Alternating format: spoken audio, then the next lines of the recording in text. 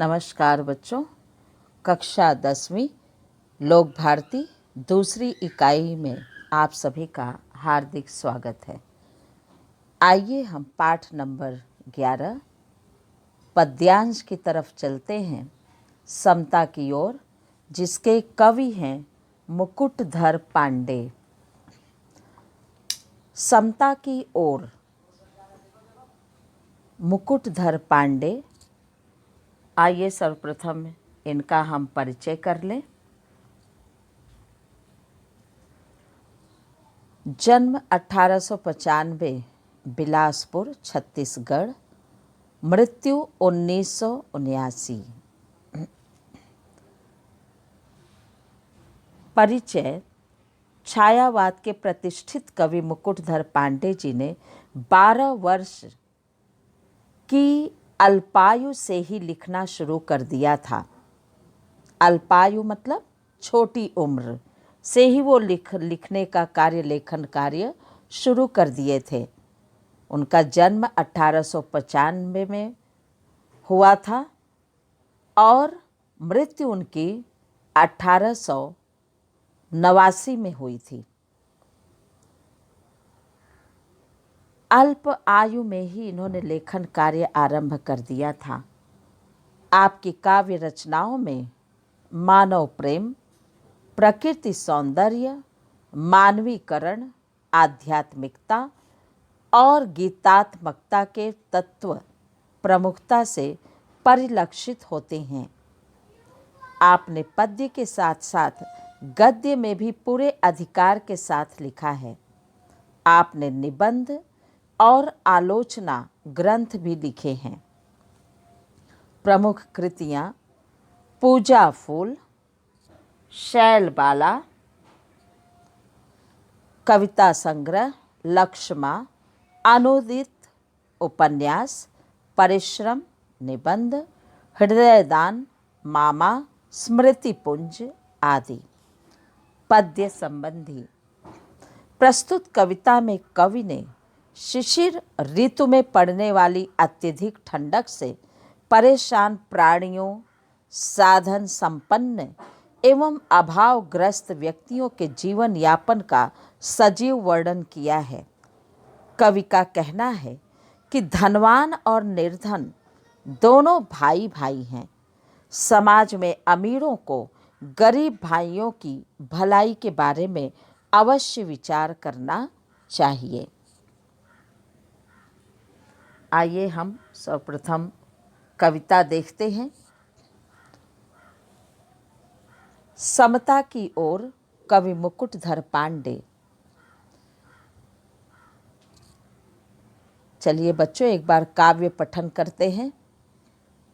बीत गया हेमंत भ्रात, शिशिर ऋतु आई, प्रकृति हुई द्योतहीन, अवनि में कुंझटिका है छाई।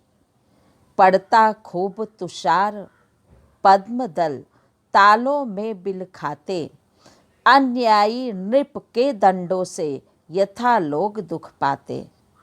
निशा काल में लोग घरों में निज निज जात सोते हैं, बाहर श्वान सियार चिल्लाकर बार बार रोते हैं। अर्धरात्रि को घर से कोई जो आंगन को आता, शून्य गगन मंडल को लख यह मन में है भय पाता। तारे निपट मलिन चंद ने पांडुवर्ण है पाया, मानो किसी राज्य पर है राष्ट्रीय कष्ट कुछ आया। धनियों को है मौज रात दिन, है उनके पौबारे, दीन दलिद्रों के मत्थे ही पड़े शिशिर दुख सारे। वे खाते हैं हलवा पूड़ी, दूध मलाई ताजी, इन्हें नहीं मिलती है पर सूखी रोटी और न भाजी। वे सुख से रंगीन कीमती ओढ़े शाल दुशाले, पर इनके कंपित बदनों पर गिरते हैं नित पाले। वे हैं सुख साधन से पूरित सुघर घरों के वासी, इनके टूटे फूटे घर में छाई सदा उदासी। पहले हमें उदर की चिंता थी न कदापि सताती। माता सम थी प्रकृति हमारी पालन करती जाती। हमको भाई का करना उपकार नहीं क्या होगा। भाई पर भाई का कुछ अधिकार नहीं क्या होगा। कितनी सुंदर बात कही है मुकुटधर पांडे जी ने। सर्वप्रथम हम यह जान लें कि यह शिशिर ऋतु होता क्या है। जैसा कि बच्चे आप जानते हैं, यह भारत जो है अलग अलग ऋतुओं का, अलग अलग त्योहारों से ओत प्रोत, या यूं कहिए कि भंडार भरा है।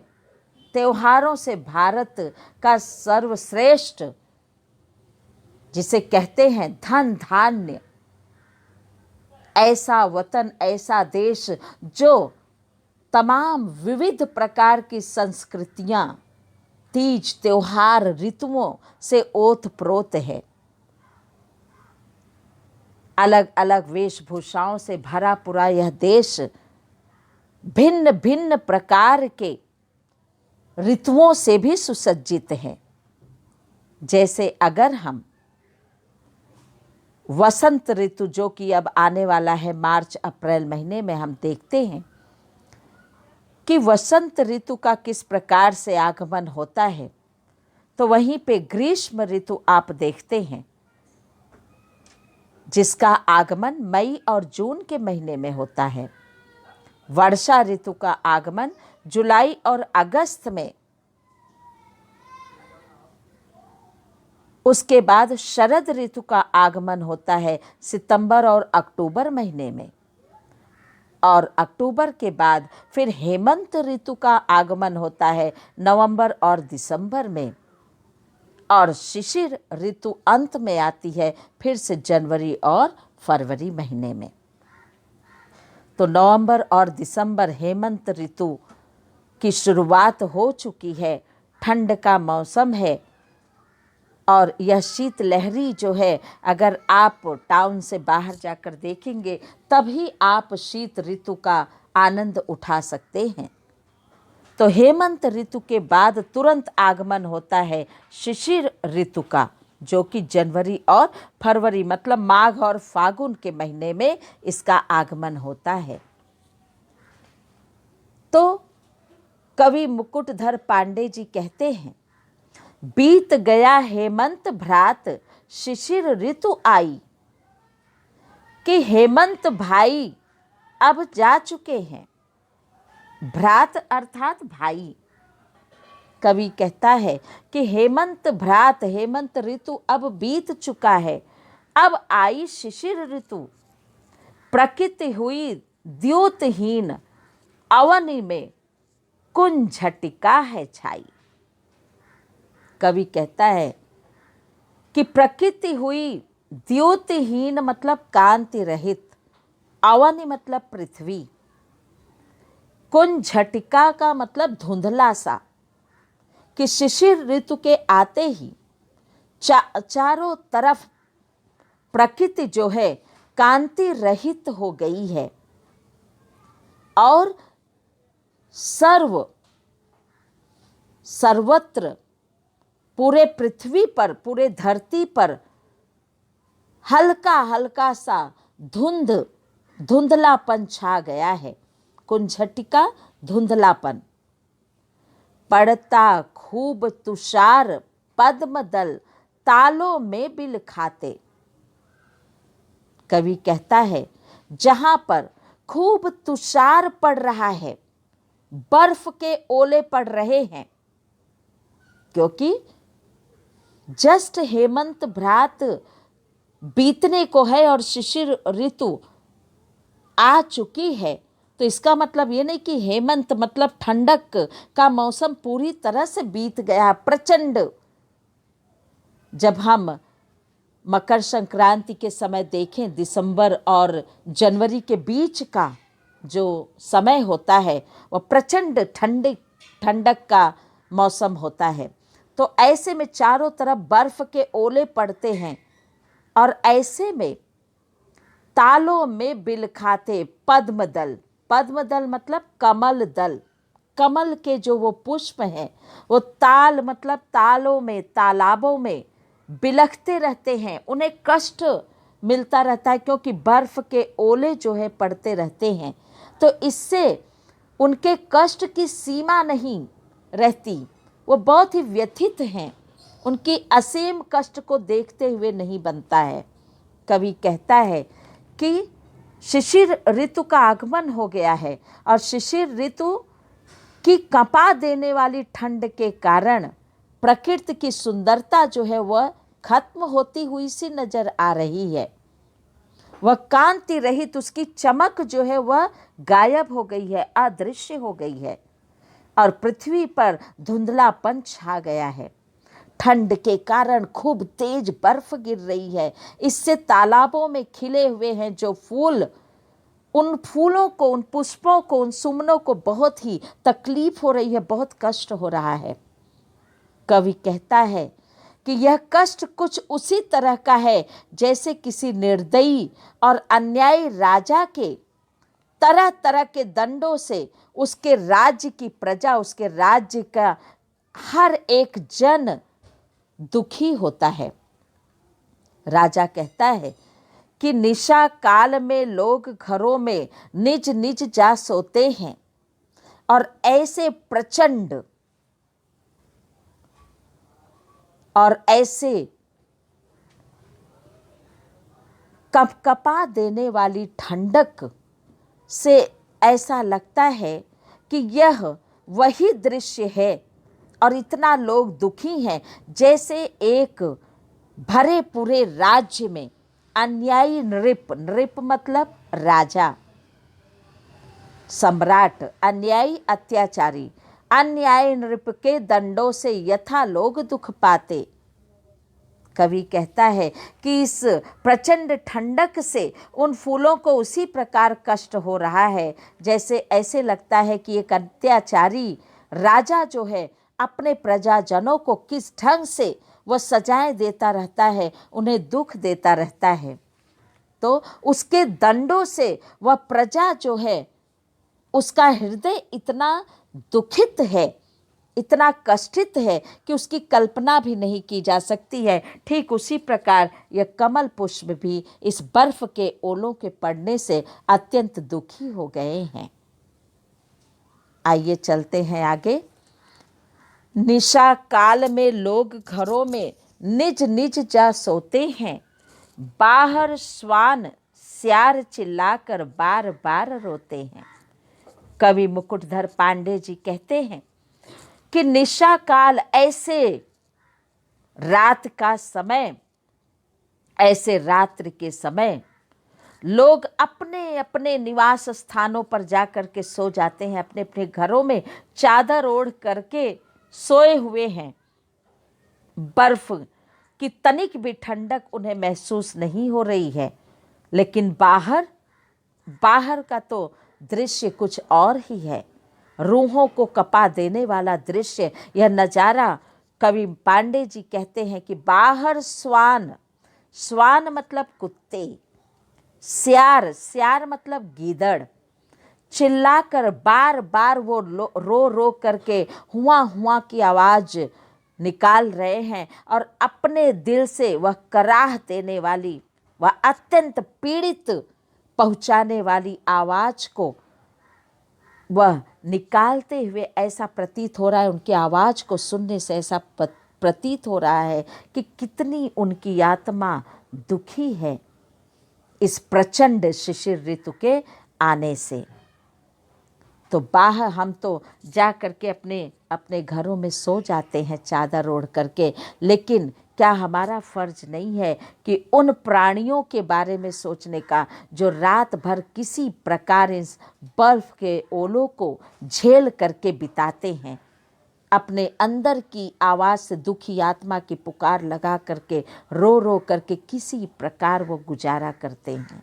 कवि कहता है कि ऐसे समय लोग अपने अपने घरों में जब सोते हैं तो बाहर जानवरों का बुरा हाल है। वो चिल्ला चिल्ला कर सारी रात बिताते हैं, किसी प्रकार सोते जागते रहते हैं।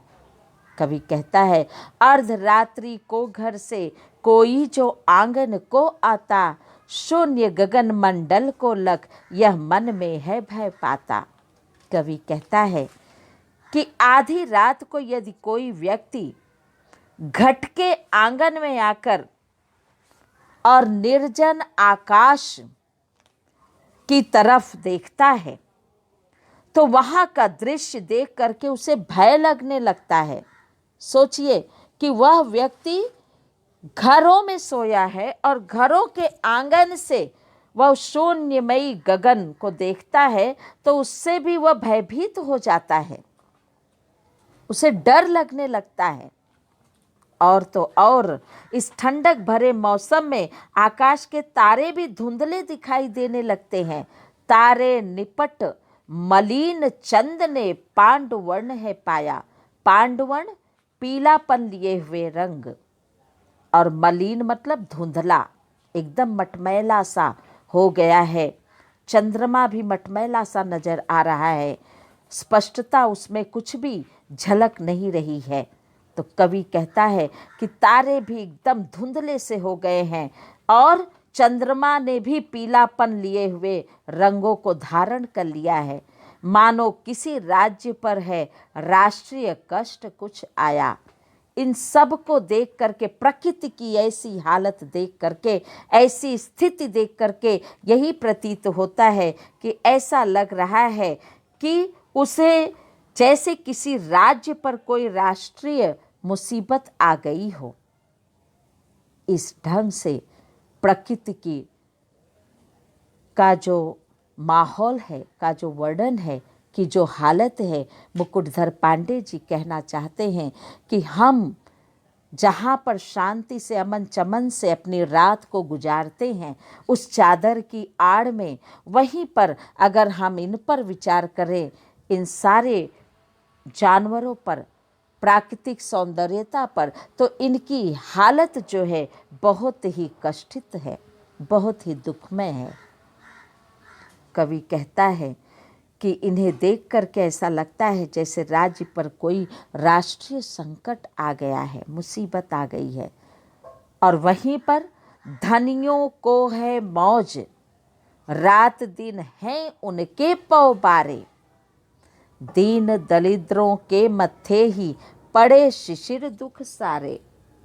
कवि कहता है कि ऐसे समय में जहाँ पर कि हम एक तरफ अमीर है जिसका कि वह रात दिन मजा लेने हेतु आया है, उसके लिए शिशिर ऋतु शिशिर बनकर के आई है, आनंद की ऋतु बनकर आई है। वह तो आराम से अपने उस रात दिन का मजा ले रहे हैं। उनके पौ बारे, पौ मतलब उनकी सुबह सुबह है और रात रात है। उनके मजा लेने का कोई वारा पार ही नहीं है। उनके लाभ, उनके लिए तो यह बहुत बड़े लाभ का अवसर, जैसे उनके बहुत बड़ा, उनको एक अवसर मिल गया लाभ उठाने का, तो उनके लिए तो यह खुशी का, वह प्रसन्नता की निशानी है, प्रसन्नता का आगमन है। लेकिन दीन दरिद्रों के मत्थे ही पड़े शिशिर दुख सारे। लेकिन होता क्या है, धनी तो अपना जीवन आनंद पूर्वक मना लेते हैं, लेकिन जो गरीब हैं, जो लाचार हैं, जो पीड़ित हैं, वह सारी इस ऋतु की ठंड खुद सहते हैं। उन दरिद्रों के लिए तो शिशिर ऋतु की ठंडक, और इस ठंड में भी उन्हें दुख ही दुख उनके नसीब में है। तो कवि कहता है कि उनके जिम्मे सारे दुख पड़ते हैं। क्यों? क्योंकि न तो उनके पास उस ढंग से साधन संपन्न है, न सुविधाएं हैं, न तो व्यवस्था है कि वो अपना पेट पाल सके या अपने बच्चों को वह छत दे सकें। तो इसलिए सारे दुख तो उनके नसीब में केवल विद्यमान हैं, और धनियों को क्या पड़ी है, वो तो इसका आनंद ही आनंद ले रहे हैं। कवि कहता है कि शिशिर ऋतु की कष्टदायी ठंड में धनी वर्ग के व्यक्तियों को हर समय मजा ही मजा है। वे रात दिन मौज मजा कर रहे हैं और प्रसन्न रहते हैं, खुश रहते हैं। लेकिन गरीबों को देखा जाए, लाचारों को देखा जाए, तो उसके लिए तो यह शिशिर ऋतु हो या ग्रीष्म ऋतु हो या वर्षा ऋतु हो, इसमें केवल उन्हें दुख के सिवा और सुख नसीब नहीं होती है। कवि कहता है कि हे मनुष्यों, वे खाते हैं हलवा पूड़ी, दूध मलाई ताजी, इन्हें नहीं मिलती पर सूखी रोटी न भाजी। कवि कहता है कि जो धनी है, जो धनाढ्य लोग हैं, जो अमीर हैं, जिनको धन धान्य की कोई कमी नहीं दी ईश्वर ने, जिनके पास खुदा का दिया हुआ सब कुछ विद्यमान है, तो ऐसे धनिक वर्ग के लोग हलवा पूड़ी और ताजी दूध, मेवा मिश्री, मलाई खाते रहते हैं और इस ठंडक का भली भांति आनंद लेते हैं। लेकिन क्या कभी ये सोचते हैं कि ये गरीब क्या खाते होंगे, या इन गरीबों के नसीब में क्या मिलता होगा, उन्हें क्या नसीब में प्राप्त है? क्या उन्होंने कभी इस बात पर ख्याल किया या विचार आया? नहीं।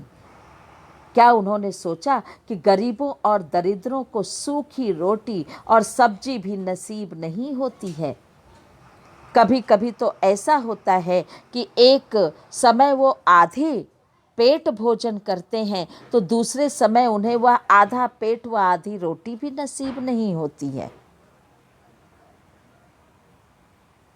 तो एक तरफ धनवान का जीवन इस ढंग से है, तो दूसरी तरफ वहीं पर लाचार गरीब दीन दुखियों का जीवन ऐसा है कि इस कड़ाके की ठंड में भी उन्हें सूखी रोटी और न सब्जी नसीब नहीं होती है। उन्हें तो बस किसी प्रकार उस ठंड में कपकपाते हुए, उस अथाह ठंड के कारण ऐसा भी आता है कि वह गरीबी में ही मौत के नाम अपने आप को कुर्बान कर देते हैं, उन्हें मौत ही नसीब होती है। कवि कहता है कि वे सुख से रंगीन कीमती ओढ़े शाल दुशाले, पर इनके कंपित बदनों पर गिरते हैं नित पाले। कवि कहता है कि वे तो सुखी हैं, जो धनवान है, जो धनी लोग हैं, जो अमीर लोग हैं, उनके ऊपर ठंड का कोई असर नहीं होता, या ठंड ही नहीं किसी भी ऋतु का उनके ऊपर कोई बुरा प्रभाव या गलत प्रभाव नहीं पड़ता। न तो उन्हें किसी प्रकार का कोई नुकसान होता है, उन्हें किसी प्रकार की हानि का सामना नहीं करना पड़ता, तो उन्हें कोई असर होने वाला नहीं है। वो तो इस मौसम में रंगीन, मूल्यवान, कीमती शॉल, दुशाले, कंबल ओढ़ते हैं, इससे उन पर जाड़े का तनिक भी प्रभाव नहीं पड़ता। मगर ऐसे समय में इन गरीबों की हालत बहुत ही बुरी हो जाती है। कंपित बदनों, कांपने वाले शरीरों पर जब ये पाले गिरते हैं, बर्फ के ओले गिरते हैं, छोटे छोटे कण गिरते हैं, और उन्हें ऐसी हालत में ही रात दिन कांपते हुए काटनी पड़ती है, और ऊपर से उन्हें ओस और पाले का भी सामना करना पड़ता है। लेकिन वो किसी से कह नहीं सकते।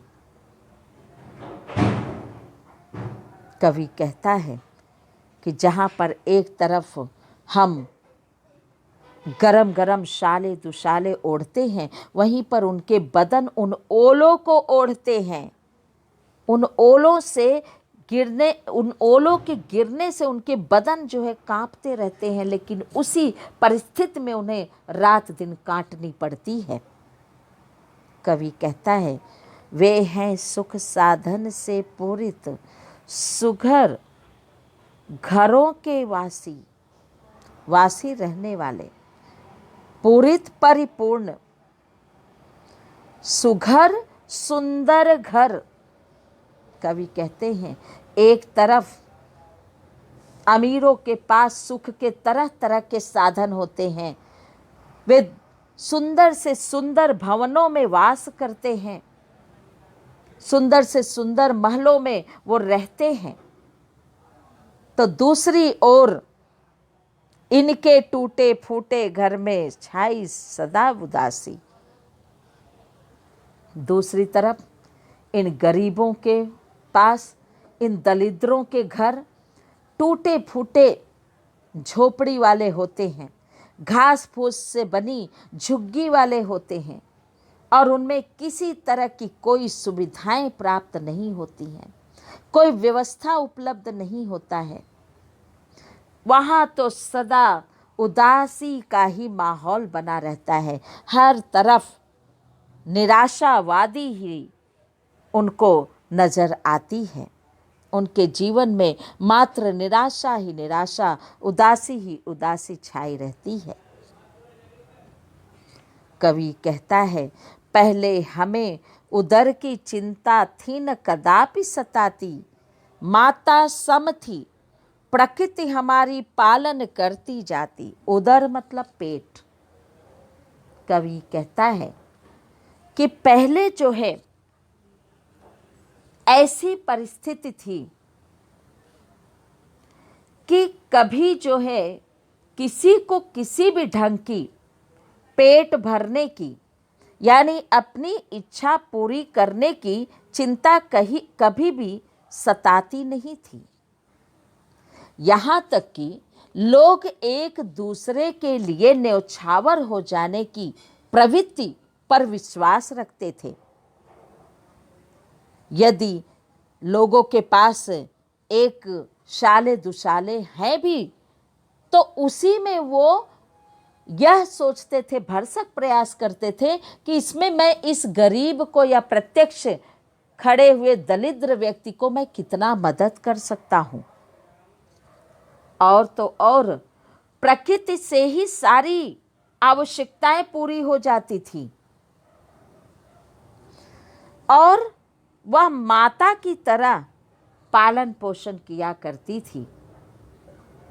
हर कोई प्रकृति पर निर्भर रहता था, और प्रकृति ही माता की तरह हमारी परवरिश करती थी। माता सम थी, माता समान थी, यह प्रकृति, यह नेचर। कभी कोई किसी में अंतर नहीं रखता था, किसी प्रकार के मतभेद नहीं थे, किसी प्रकार का ऊंच नीच की भावना नहीं थी, हम तुम की भावना नहीं थी, तेरा मेरा की भावना नहीं थी, केवल मैं ही सर्वोपरि हूं, इस प्रकार की अहम भावना नहीं थी। तो यह प्रकृति ही सबका लालन पालन किया करती थी। कवि कहता है, हमको भाई का करना उपकार नहीं क्या होगा। उपकार हित, भला करना, भलाई। भाई पर भाई का कुछ अधिकार नहीं क्या होगा। जब प्रकृति ने हमारे अंदर कोई भेदभाव नहीं किया, वह माता की तरह, जब एक माता की जितनी संतानें होती हैं, उस माता के लिए वो सारी संतानें एक ही प्रकार का महत्व रखती हैं। तो हम मनुष्य एक दूसरे को एक दूसरे से बांटने वाले या एक दूसरे में अंतर करने वाले कौन होते हैं। हम सभी का आपस में भाई भाई का नाता है, भाईचारे का नाता है, अपनत्व का नाता है, मानवता का नाता है, इंसानियत का नाता है, खून खून का रिश्ता है। कवि कहता है कि मनुष्य मनुष्य में कोई अंतर नहीं होता। सभी एक दूसरे के परिपूरक हैं। कोई एक के बिना दूजा नहीं रह सकता, एक के बिना कोई दूसरा पूर्ण नहीं हो सकता। एक भाई का दूसरे भाई पर कुछ न कुछ अधिकार जरूर होता है। यह जरूरी नहीं कि हम खून के रिश्ते हैं तभी हम अपने सगे माने जाएंगे। हमारा एक और रिश्ता है एक दूसरे से, और वह है इंसानियत का, मानवता का। तो उस रिश्ते के नाते हम सभी का एक दूसरे पर किसी न किसी प्रकार का कुछ न कुछ अधिकार होता है। इसलिए हमारे मन में एक दूसरे का उपकार करने की भावना, एक दूसरे के हित करने की भावना, एक दूसरे के प्रति भलाई की भावना होनी चाहिए। क्यों? क्योंकि हमें यह कभी नहीं भूलना चाहिए कि परहित सरिस धर्म नहीं भाई, पर पीड़ा नहीं कछु अधमाई। कवि कहता है, मुकुटधर पांडे जी कहते हैं, इस पर वो संकेत कर रहे हैं कि हम अगर ईश्वर के बाद हमारा द्वितीय स्थान है इस संपूर्ण ब्रह्मांड में, तो हमें यह बात नहीं भूलना चाहिए कि परहित सरिस धर्म नहीं भाई।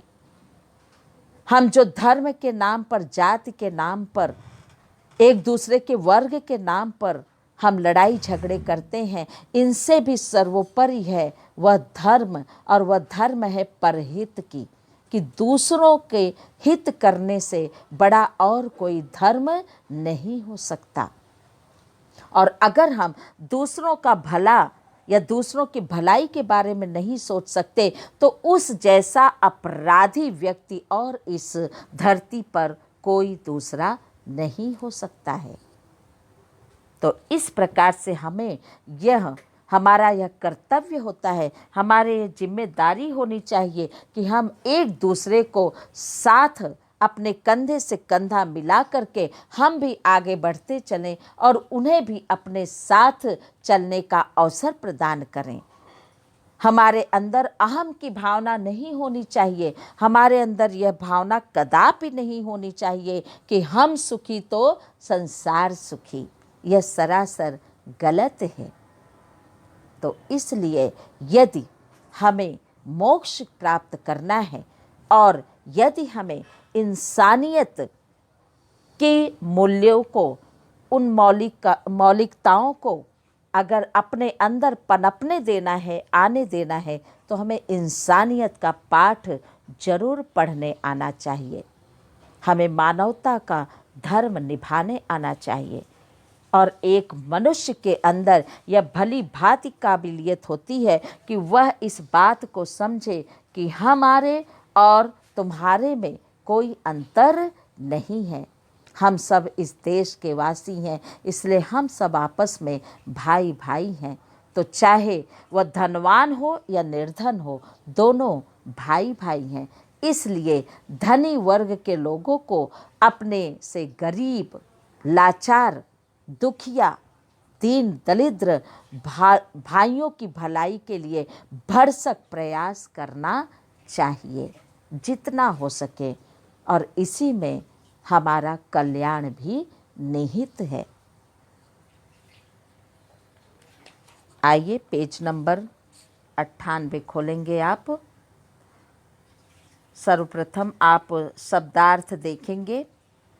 सारे शब्दार्थ को आप अपने नोटबुक में उतार करके उसे लिख डालेंगे सुंदर और स्पष्ट अक्षरों में, और इसे आप पूरी तरह से याद कर डालेंगे। आपको स्मरण रहना चाहिए, क्योंकि परीक्षाओं में इसका समानार्थी भी पूछा जाता है।